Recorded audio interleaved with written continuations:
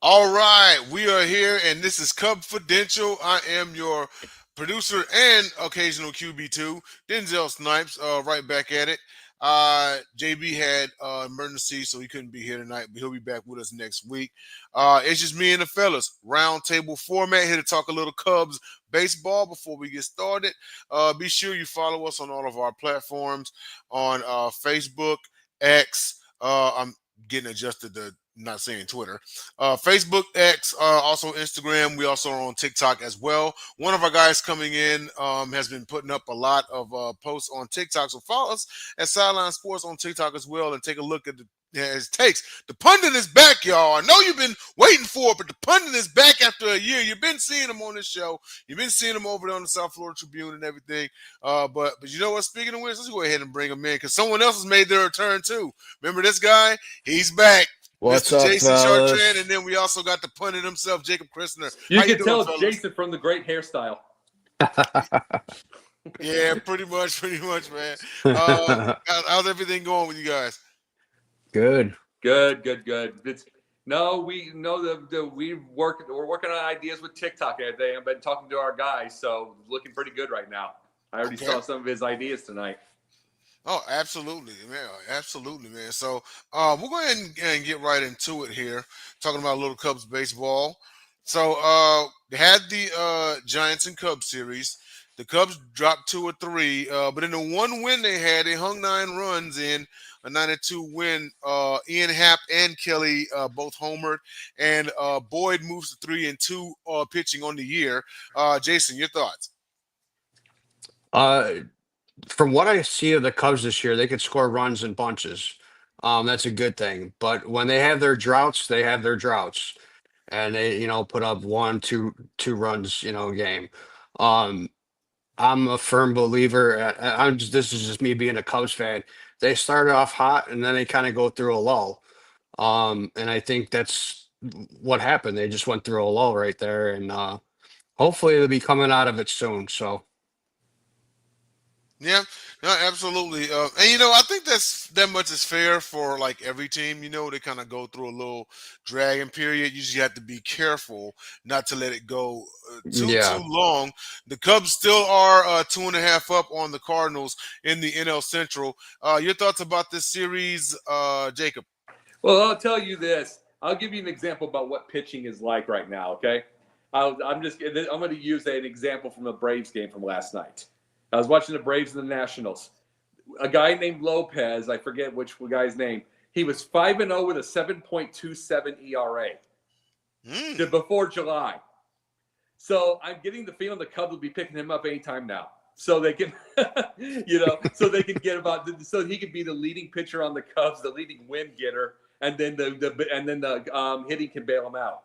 Why not? Yeah, we need somebody for steals. Steals help. Yeah, because if the Nationals are bailing him out, what could the Cubs do? He could have 20 wins. He could. If you think about it, I mean, granted, yeah, there's been a little bit of, and even in the one win this series, the Cubs put up 9 runs. You figure, right? So I mean, he would get the run support. Yeah, no question. No, my main thing though is that this hitting is top notch. I mean, the stolen bases, everything about this offense is amazing. You could get 5 home runs, or they won't hit a home run; they'll hit 12. Mm-hmm. And it's amazing. And then even here's the deal: even when they don't, or they get 2 runs or whatever, like in the Mets series, I will go into that in a second. They still get on base, which they weren't doing last year. So when they get in the lull, they get in the lull. At least on this kind of thing, at least the pitching's there. So that's the big thing that I'm saying is the one thing the Cubs need to get is they need the bullpen, because they literally are that away from the Dodgers and the Mets, because they've got the hitting to absolutely keep up with everybody. They do. Yeah. They do. Yeah. So no, joking aside, that's how bad. Like I was watching that last night. That you're so bad that a bad team like the Nationals has somebody that can get bailed out by hitting that's not that good. Like I said, what if he was on the Cubs and he's always screwing up? That's what I'm saying. The guy's already 5-0. Mm-hmm. The guy's already 5. The guy's already 5-0, and that tells you something. But no, really, jokes aside, they really need to go get. Look at. Here's the deal. Try to find the one guy that can get outs on the Rockies and try to go get him. Try to get the one guy from the White Sox that can get outs. Try to get those guys. Don't try to go after the Dodgers because they're not going to give anybody up that's worth a crap. No. So they might not give up anybody up, period, considering that team was dominant and won the World Series. Well, of course, but what I'm saying is like sometimes you go to a contender, just get the middle reliever, that kind of deal. But what I'm saying is they're not going to give you anything worth a crap. Go try to find I say go to the very worst of the worst. Mm-hmm. Go find the one guy that can get outs. It's the one guy in the middle of all the 7 and 8 ERAs that's 1 ERA. Yeah. And it's like find him, get him. You know what I mean? And then see if he's got a 96 mile per hour fastball. Yeah, which is more than solid. But we'll move on to our second series here. And that was, speaking of the Mets series. I mean, now you figure no shame in really, losing to the Mets. They're at New York. You figure they rematch in Chicago. Chicago will probably get them. I think they're evenly matched teams. The Cubs just tend to leave a lot of money on the table, and that's what's happened the last 2 years. But in this one, they dropped 2 of 3. Now, called up from the minors, pitcher Cade Horton. He won his MLB debut. He had 4 innings pitched, 3 earned runs, but struck out 5. Jason, your thoughts? Yeah, I didn't catch much of the Mets series, so I don't know what happened during that.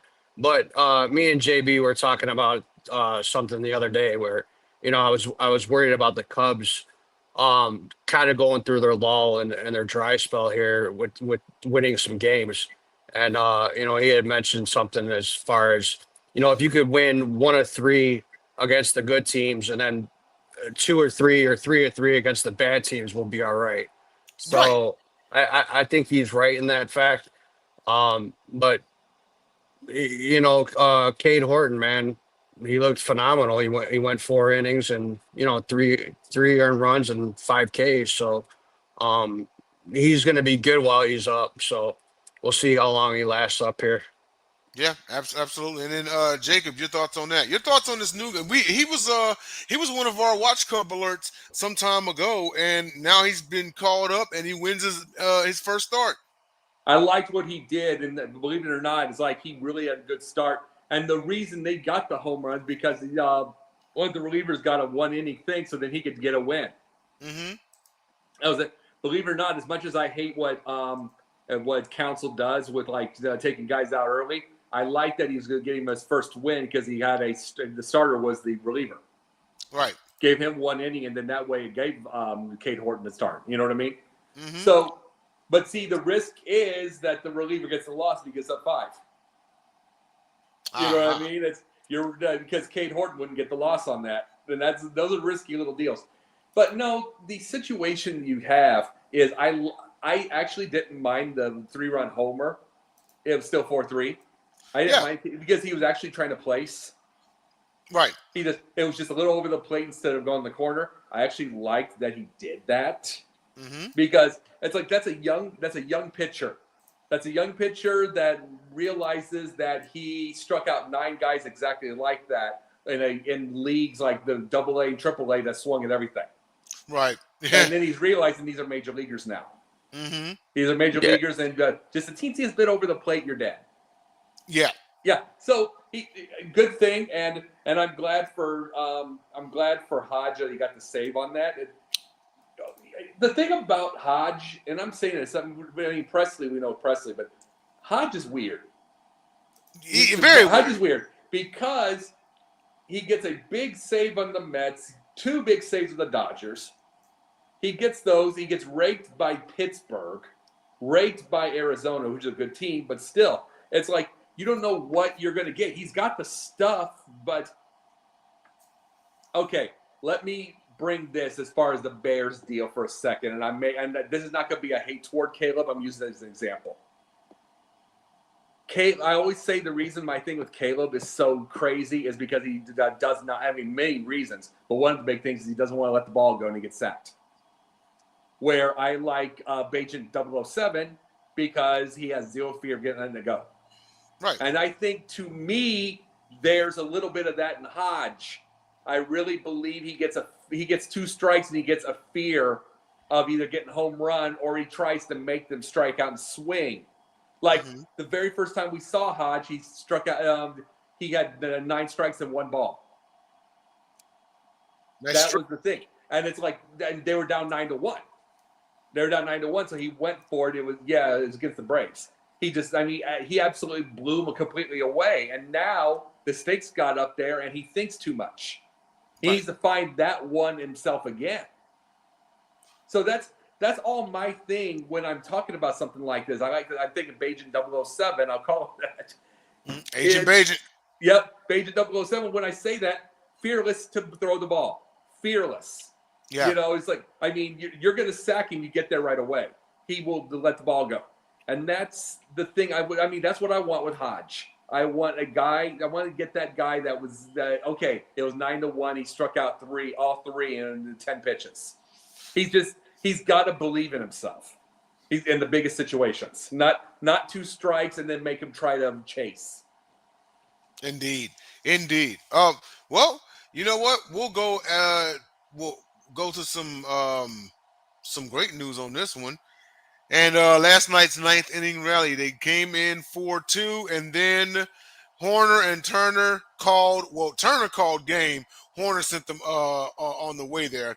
They drive in 3 to beat the Marlins 5-4. Justin Turner had a walk-off 2-run double. Justin Turner turning out to be a clutch addition to the Cubs. Jason, your thoughts? Yeah, I've seen a lot of people bashing him lately. That he's just a clubhouse guy, and he brings something to the clubhouse, an older kind of veteran presence to them. Obviously, he proved his worth last night by bringing in Horner on that double and a game winning on a walk off. So I was at the game on Monday night, and that place is just right now, man. That place is electric. It's everybody wants the Cubbies to win, and it's fun to be out there, and they look like they're having fun. So I think that's really, really important. So, but yeah, it is definitely a good win last night. Indeed. And I saw you give the little head nod there in agreement. Jacob, your thoughts on this game, and also Turner and his contributions to the Cubs thus far? Yeah, I don't mind. Here's the deal. Every time I see the fans going ape on people, I want to give them a 10-year extension for every time they do it. So he should be there about 125 years from now. But the thing about it is I knew he'd be fine. I have no problem. It always comes through. But I was at the Braves game last night, like I said. So I'm asking a buddy of mine while I'm texting, what's the score? Because you get it on the schedule, but he'll let you know. So I'm getting the whole deal, and then you find out, and then we leave the game. The game's over, and then it's in the 9th inning, and then the Cubs just get it, and I'm like, that's where again it was Merriweather that just got shelled, and it's like they really, really don't need to have that kind of heart attack all the time. Yeah, because it won't happen in the playoffs. I'm just saying, not all the time. This is happening all the time with the Cubs. It's like 6th time already. Yeah. It happens in the regular season. The Cubs probably will lead the league in the walk-offs. But here's the deal. They come back from these 4 and 5 runs, the 2-run and 3 and stuff like that. Watch the playoffs. They'll be down 1-0, get 2 through with all 3 guys out, nobody out, and then strike out all 3. Yeah. That doesn't mean the Cubs are terrible hitters. It's a different level altogether. They have to get to that point where they realize we need to do this and save the World Series. We don't need to be doing it in the wild card 1 game. Yeah. Either the 1 game wild card and all that kind of stuff, and it's 1-0, and we'll say San Diego, they got their ace and they're wiping us out. And then they get their closer. Or we face the Mets in a 1 game and it's Diaz. Mm-hmm. We don't know. One of those 1-run games where it's like we have the personnel to put up runs, like Jason said, in bunches, and you go and you lose 2-1. Yeah. Well, see, Cubs had a decent hitting. Cubs had a decent hitting time during. It was during COVID. Remember, they were in the playoffs during COVID, Mm-hmm. and they had a decent hitting and stuff like that, and they got shut out twice by Miami.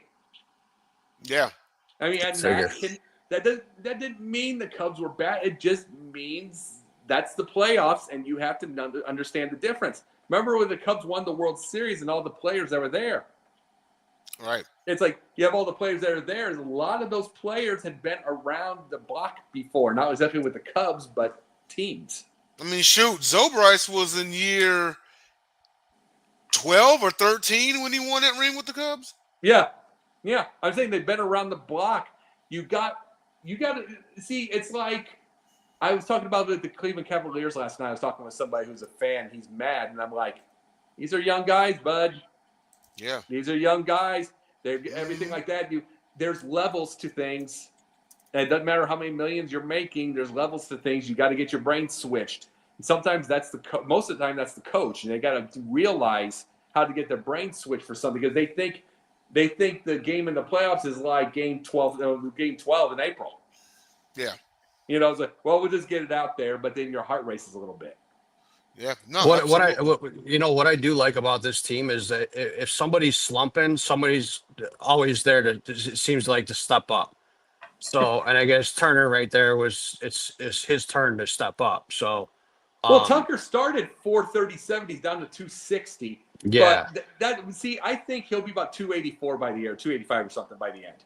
But Yeah. but I'm just saying it's not everybody's going to be the Aaron Judge where you keep Right. going, Yeah. keep going, and keep going. And he has a 495 on base percentage, ridiculous. And it's not everybody's going to be like that. But I mean, let me tell you this. Bud. He's heard me before. Denzel's heard me before say this. My thing I don't look at is the batting average. I look at the on base percentage with the batting average. That's true. I look at that because if you see someone with a 214 batting average and they got a 375 on base, they're on base. That means they're going to get hot because they're the ones that are going to watch more pitches. They're the ones that are more likely to get hot and get up there. But if you see someone's 340 and they have a 365 on base, they're going to sink. Yeah. They are going to sink because they're just hot right now. That they don't get on base any other way. Yeah. And that's the thing I look at all the time. We got to have combinations and stuff like that. That's where I get mad at the analytics because you really don't have to make it that tough and overthink things. Right. Yeah, absolutely. And with getting on base percentage, you know what I mean? Because you figure, even with guys that you don't expect a ton of home runs from them or anything like that. Yeah. Speaking of which, I'm gonna go to the stats here in a minute and go around the board. But as long as they're getting on base, the next guy might drive them in. You know what I mean? Yeah. So, and it's like, okay, you get somebody who's batting like a 250 or something like that. Okay, well, he's not hitting a ton of home runs, but he's getting the ball on the bat. He's getting the bat on the ball. So that's what I saw Monday. Monday they were putting the bat to the ball, man. They were hitting some hot shots out there. So, but it was just at the right people. But I mean, obviously we came away with a win, 5-2, and we got good pitching. I believe that was Rhea that pitched close to the Ray is seventh good. inning. Ray Yeah, is good. he was good that night. It was kind of funny to me as soon as the pitching coach came out and did the mound visit. He gave up the 2-run homer on the very exact next pitch, and I'm like, well, I guess that mound visit didn't work very well. So, but like I said, with guys slumping, there's always somebody that's going to step up. And I guess like I said, Turner stepped up last night. Suzuki had the home run. Swanson had the home run Monday evening. So there's guys that are going to step up, and that's what I like about this team this year. Well, if I was to be a manager, the one manager I want to be is Dusty Baker, and I'm just going to say that. Dusty did not do a lot of mound visits, and a lot of people wanted him to do a mound visit when that whole disaster came around against Florida in 2003, and it's like he had to later on, but I'm like, these are adults.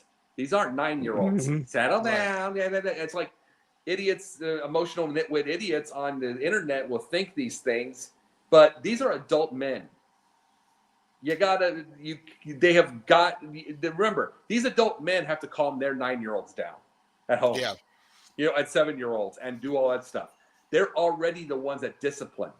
They don't need piles of discipline. They need to be, okay, this is what we need to be able to do. And it's like when you do things like what Council did and go out there, Council's a great manager. He's had 90-win seasons all the time. Of course. But when you have those situations, you think like that, and it's like, and you go out there and it's like, what do you think? And then the next pitch, 2-run homer, and it's like, why did you go out there? It's like he's an adult. He's an adult. If he's in a little trouble, you can talk to him at the deal, or if there's, I think, let's go, let's get it together. Let's figure out what we're going to say, what our next strategy is going to be. But I don't want to be that one that's going to, if I'm going to go out there, I got to pull him. Oh, no, absolutely. You know what? I'm going to skip the outside the regular tonight. I'm going to read off some of these stats here. These are your team leaders. Nico Horner's leading in batting average with 281. PCA is leading in home runs with 11. RBI Suzuki with 34. On base percentage, what you were talking about, Jacob. Kyle Tucker at 369. And he also leads the team in hits as well. That's 109 points over his batting average. That means when he was hitting that, he was hitting about 100 points over when he was in his 300s. Yes. That's telling you he's continuing to, even when he's struggling, he's getting on base. Yeah, exactly. And then wins leaders, Boyd, for pitching, Boyd leads the team with 3 wins. He also leads in earned run average at a 278, not bad at all. Brown leads in strikeouts with 50. Presley leads with 4 saves, and holds is Merriweather with 8. Now back to this batting, PCA with 11, and just by comparison, Judge is at 14. Yeah, and here's my question about PCA. What's his batting average, and what's his on base? Let's see here.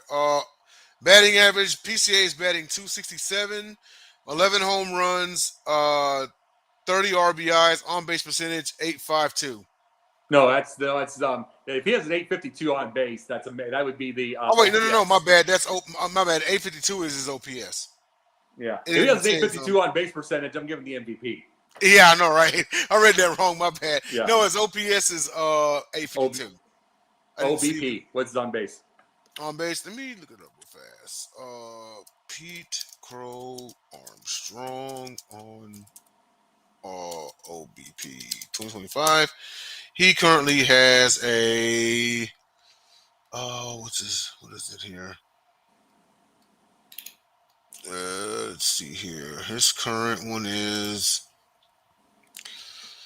it didn't say it on the ESPN site, but let's see here. Okay, here we go. On base percentage 305. 40 points ain't very good. You want to start at about 55 to 60 points above. Yeah, 40 ain't wonderful. My thing with I love PCA, don't get that wrong. And if he stays with it, we want to keep him. The thing about him though is he strikes out on 3 strikes too much. Mm-hmm. He's not being exceptionally smart at the plate, but he catches the thing. But the thing is, I want him with his speed to be a leadoff hitter, so he needs to get better on base to be able to do that. Mm-hmm. Indeed. And then Jason, your thoughts about some of these team stats, team leaders? I think PCA is one of the most electric players in the MLB right now. When he hit that home run last night, he cranked that thing out, man. And I tell my son all the time, as soon as he gets on base, stolen base for sure. So I think he brings that electricity to that team. Him and Seiya seem to have like a good bond going right now. And hopefully they bring it all together, man. I can't believe, I believe it, but when I looked at the standings and the Cardinals were like 1.5 behind us, I was like, man, how the hell does that happen? But obviously the Cardinals won 9 games in a row, and the Cubs, lose a game here and there. They're gonna catch up. Yeah, it's gonna happen. It's it's gonna be that kind of a race in the Central all the time. But how many times do I say that, Denzel, about the Cardinals over the last 2 or 3 years? Consistent. I mean, that's what I want the Cubs to. This is what I say, though, man. This is what I want the Cubs to be. Year after year after year after year after year. It's like, even if they're bad, 86 wins. Mm-hmm. Even if they're, it's like they had a 90-loss season for the first time since 1990, and before that was like 58. Yeah. They've had like two in the last 75 years, two 90-loss seasons. They're just consistent. That's what I want the Cubs to be. You're not going to win the whole thing all the time, but be there all the time. Yeah, just be there. And I mean, and when you look at PCA actually is top 10 in the majors in 2 categories. He's tied for 13th in RBIs, tied for 8th in home runs. Oh yeah. Well, 14. If PCA gets around with Judge, that's going to be fit in the 50s. All right, let me ask you, what do you think he ends up with at the end of the year? 35. 35? Home runs? That sounds about right. Yeah, 35. Because the way he's going to get around early June and everything, where he's going to have about 10 days where he's not going to get one. If he hit at the same boat all the time, he'd be in the 50s. But yeah, right. I say 35 for his size is pretty amazing. But definitely. It doesn't even matter size anymore. Remember, the size guys were the guys that pounded home runs, and PCA used to be like 3 home runs a year. Like the size of these guys. Now, I saw Nick Allen last night on the Braves. I mean, he's a little bitty guy, and his shoulders are this broad. Looks like he can pull up 67 or 80 pull-ups. You know what I mean? I'm just saying, it's like he's a small guy, and their shoulders are just so darn broad now. Yeah. Well, we're gonna go to our cover dud here. So, cover dud. Nico Horner will end 2025 batting at least 290. Jason? Man, I hate these questions sometimes. Has he had a home run this year yet? Horner. I don't think he's not that it matters, but like I don't know. I'm gonna say dud. Oh, he hasn't. No, that's the thing. He hasn't. I saw a stat the other day that he's one of like the very few players like in his position or whatever that has not had a home run this year. So like I hope he stays that way. Not that yeah, like I said, not that it matters. But I just don't see him hitting at least 290. I'll go a little bit under. Okay. All right. What about you, Jacob? I see it right at it. No, but I'm like, I hope he stays that way, or I have 5 home runs at least. I hope so. That's the old school. Okay, put him at the top, or him or PCA. I mean, PCA's the guy, but put him right at the top. I want that on base guy. Yeah. I want that on base guy. I mean, I want 6 out of the 9 innings, or 8 if it's at home. You know what I mean? Whatever. Yeah. I want 6 out of the 8 or the 9 innings to have somebody on base, whether you make it or not. Why not? Yeah. I mean, it's like that means they're not striking out as much. I love that statistic that the Cubs had. They had 10 strikeouts all series against the Pirates that one series. Yeah. Loved that. They had 6 in the first game. They had 6 pitchers, didn't get 1 strikeout. Not one. You get something like that, you're gonna win every time. And that's what I'm saying. Even if you don't get them, if you get on base, it means that they're throwing more. It means that they lose their starters early. It means they go into their pin early. It's those things that they'll win every time. Make those pitchers work, man. Exactly. You got it. My biggest thing that I hate is when a guy comes up there and he walks like on 4 pitches. So like Monday night, I can't remember who was batting before Kelly, but the batter before Kelly, he worked the pitcher, he worked him to a 3-2 count, and that was what I saw a lot too on Monday night. The Cubs batters were working the pitcher and working the 3-2 counts and making them work, you know. So, but when Kelly comes up, he swings at the first pitch and it's an infield pop.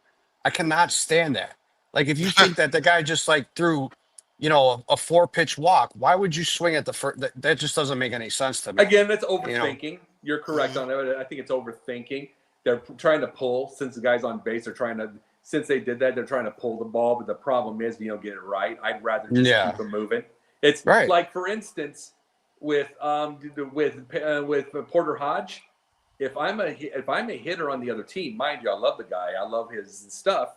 But if I'm the guy on the other team, I'm kind of watching it a little bit. I'm not because you'll get guys that swing on the first or second pitch, and I'm like, why? Why would you do that when on the 2 strikes he already gets 2 balls right off the spot trying to make a chase? Yeah, right. Why would you do that? And that's the point I'm making. It's like it's one of those they don't think of that over, or they do think they overthink. It's like you gotta let your brain switch off a little bit. Yeah. Yeah. Absolutely. Well, that's our show, ladies and gentlemen. Thank you for tuning in to Cubfidential. We will see you all next week. Tune in to all of our great shows on the Sideline Sports Network. So for Jason Chartrand and Jacob Krishner, I am Denzel Snipes. And enjoy basketball and Cubs baseball. Later. Later.